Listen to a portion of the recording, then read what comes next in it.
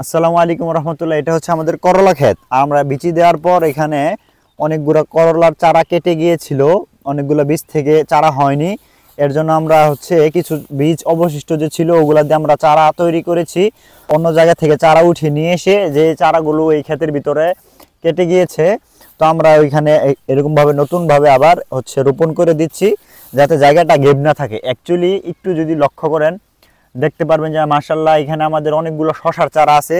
তো করলা হচ্ছে অনেক উপরের মাচাতে হবে, আর হচ্ছে শশা ওই করলার মাচা ধরতে ধরতে হচ্ছে শশার ফলন শেষ হয়ে যাবে। এর জন্য আমরা সাথী ফসল হিসেবে হচ্ছে করলার সাথে শশা দিয়ে ফেলেছি।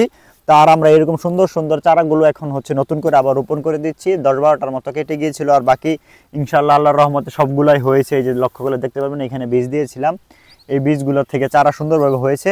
এখন এই অবশিষ্ট যে চারাগুলো আছে আমরা ইনশাআল্লাহ এগুলো খুব ক্ষেতে রোপণ করে দেব, এবং ক্ষেতের প্রত্যেকটা আপডেট আমরা ইনশাআল্লাহ আপনাদেরকে ধাপে ধাপে জানিয়ে দেব। ধন্যবাদ সকলকে।